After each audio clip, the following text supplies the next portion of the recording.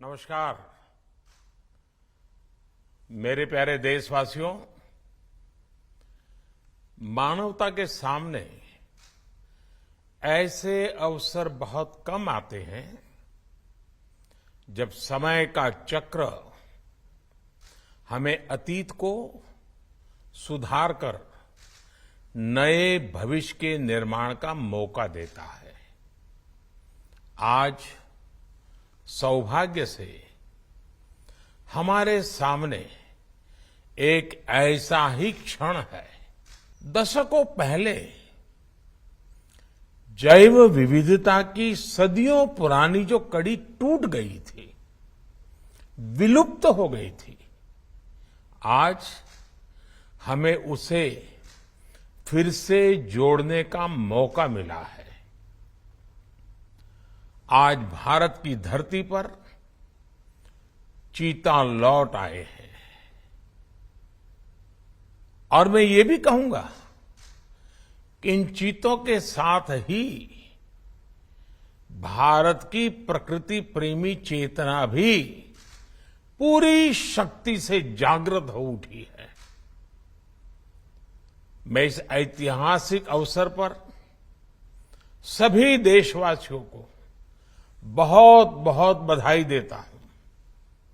विशेष रूप से मैं हमारे मित्र देश नामीबिया और वहां की सरकार का भी धन्यवाद करता हूं, जिनके सहयोग से दशकों बाद चीते भारत की धरती पर वापस लौटे हैं। मुझे विश्वास है ये चीते न केवल प्रकृति के प्रति हमारी जिम्मेदारियों का बोध कराएंगे, बल्कि हमारे मानवीय मूल्यों और परंपराओं से भी अवगत कराएंगे। साथियों, जब हम अपनी जड़ों से दूर होते हैं तो बहुत कुछ खो बैठते हैं। इसलिए ही आजादी के इस अमृत काल में हमने अपनी विरासत पर गर्व और गुलामी की मानसिकता से मुक्ति जैसे पंच प्राणों के महत्व को दोहराया है। पिछली सदियों में हमने वो समय भी देखा है जब प्रकृति के दोहन को शक्ति प्रदर्शन और आधुनिकता का प्रतीक मान लिया गया था। 1947 में जब देश में केवल आखिरी 3 चीते बचे थे तो उनका भी साल के जंगलों में निष्ठुरता व गैर जिम्मेदारी से शिकार कर लिया गया। ये दुर्भाग्य रहा कि हमने 1952 में चीतों को देश से विलुप्त तो घोषित कर दिया, लेकिन उनके पुनर्वास के लिए दशकों तक कोई सार्थक प्रयास नहीं हुआ। आज आजादी के अमृत काल में अब देश नई ऊर्जा के साथ चीतों के पुनर्वास के लिए जुट गया है। अमृत में तो वो सामर्थ्य होता है जो मृत को भी पुनर्जीवित कर देता है। मुझे खुशी है कि आजादी के अमृत काल में कर्तव्य और विश्वास का ये अमृत हमारी विरासत को, हमारी धरोहरों को और अब चीतों को भी भारत की धरती पर पुनर्जीवित कर रहा है। इसके पीछे हमारी वर्षों की मेहनत है। एक ऐसा कार्य राजनीतिक दृष्टि से जिसे कोई महत्व नहीं देता, उसके पीछे भी हमने भरपूर ऊर्जा लगाई। इसके पीछे एक विस्तृत चीता एक्शन प्लान तैयार किया गया। हमारे वैज्ञानिकों ने लंबी रिसर्च की, साउथ अफ्रीकन और नामीबियाई एक्सपर्ट के साथ मिलकर काम किया। हमारी टीम्स वहां गई, वहां के एक्सपर्ट भी भारत आए।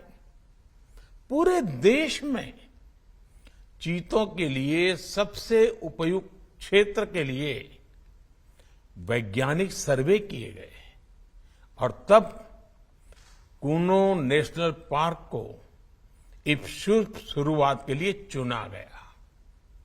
और आज हमारी वो मेहनत परिणाम के रूप में हमारे सामने है। साथियों, ये बात सही है कि जब प्रकृति और पर्यावरण का संरक्षण होता है तो हमारा भविष्य भी सुरक्षित होता है, विकास और समृद्धि के रास्ते भी खुलते हैं।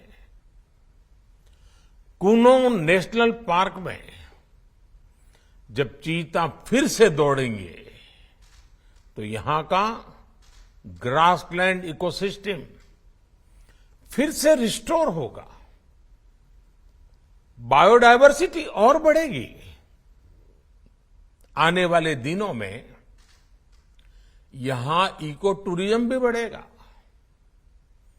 यहां विकास की नई संभावनाएं जन्म लेगी, रोजगार के अवसर बढ़ेंगे।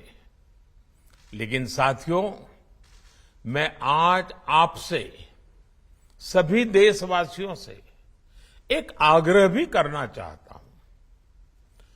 कूनो नेशनल पार्क में छोड़े गए चीतों को देखने के लिए देशवासियों को कुछ महीने का धैर्य दिखाना होगा, इंतजार करना होगा, सहयोग करना होगा।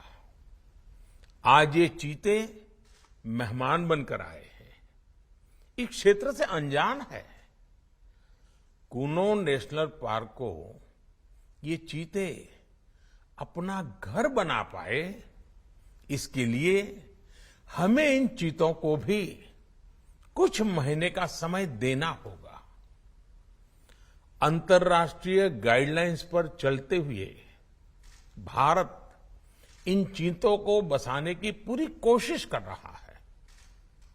हमें अपने प्रयासों को विफल नहीं होने देना है।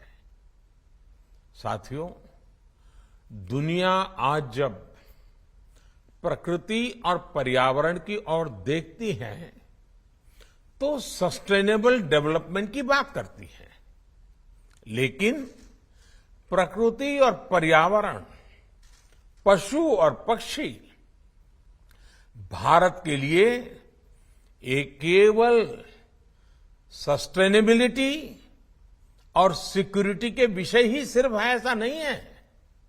हमारे लिए ये हमारी सेंसिबिलिटी और स्पिरिचुअलिटी का भी आधार है।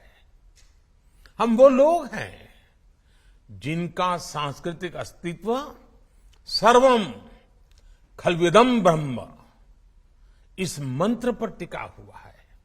अर्थात संसार में पशु, पक्षी, पेड़, पौधे, जड़, चेतन जो कुछ भी है वो ईश्वर का ही स्वरूप है, हमारा अपना ही विस्तार है। हम वो लोग हैं जो कहते हैं परम परोपकारार्थम यो जीवति सह जीवति, अर्थात खुद के फायदे को ध्यान में रख करके जीना वास्तविक जीवन नहीं है। वास्तविक जीवन वो जीता है जो परोपकार के लिए जीता है। इसलिए हम जब खुद भोजन करते हैं उसके पहले पशु पक्षियों के लिए अन्न निकालते हैं। हमारे आसपास रहने वाले छोटे से छोटे जीव की भी चिंता करना हमें सिखाया जाता है, बचपन से सिखाया जाता है। हमारे संस्कार ऐसे हैं कि कहीं अकारण किसी जीव का जीवन चला जाए तो हम अपराध बोध से भर जाते हैं। फिर किसी पूरी जीव जाति का अस्तित्व ही अगर हमारी वजह से मिट जाए, ये हमें कैसे स्वीकार हो सकता है? आप सोचिए, हमारे यहां कितने ही बच्चों को ये पता तक नहीं होता है कि जिस चीता के बारे में सुनकर वो बड़े हो रहे हैं, वो उनके देश से पिछली शताब्दी में ही लुप्त हो चुके हैं। आज अफ्रीका के कुछ देशों में और ईरान में चीता पाए जाते हैं, लेकिन भारत का नाम उस लिस्ट से बहुत पहले हटा दिया गया था। आने वाले वर्षों में बच्चों को इस विडंबना से नहीं गुजरना पड़ेगा।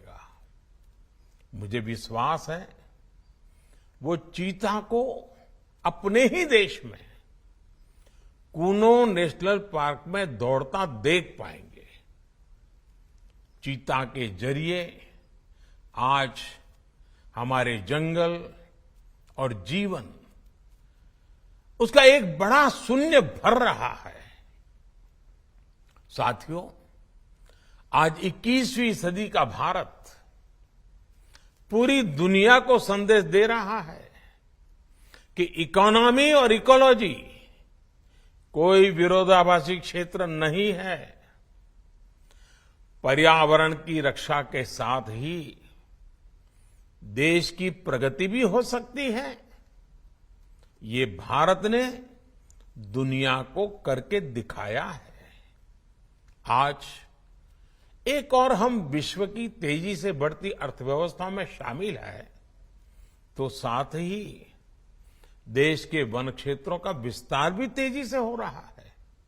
साथियों, 2014 में हमारी सरकार बनने के बाद से देश में करीब करीब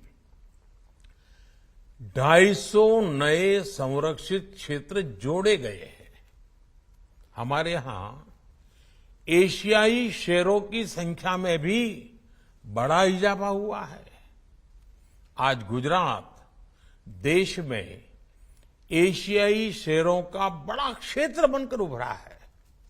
इसके पीछे दशकों की मेहनत, रिसर्च बेस्ड पॉलिसीज और जन भागीदारी की बड़ी भूमिका है।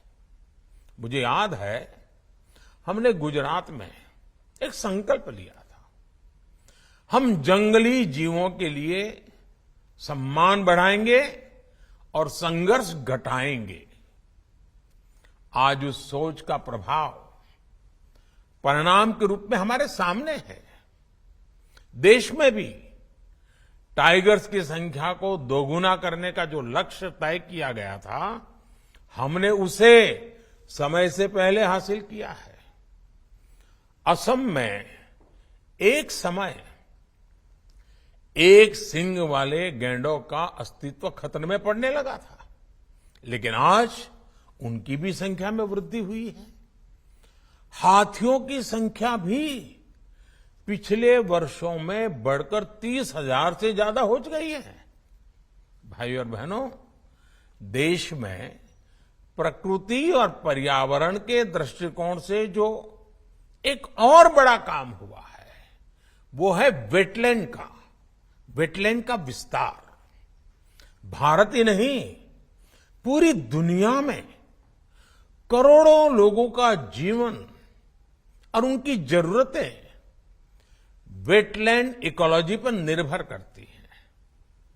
आज देश में 75 वेटलैंड्स को रामसर साइट्स के रूप में घोषित किया गया है, जिनमें 26 साइट्स पिछले 4 वर्षों में ही जोड़ी गई हैं।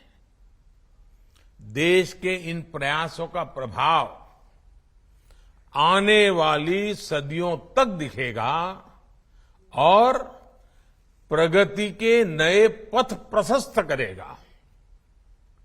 साथियों, आज हमें वैश्विक समस्याओं को, समाधानों को और यहां तक कि अपने जीवन को भी होलिस्टिक वे में देखने की जरूरत है। इसलिए आज भारत ने विश्व के ये लाइफ, LIFE, लाइफ यानी लाइफस्टाइल फॉर द एनवायरमेंट जैसा जीवन मंत्र दिया है।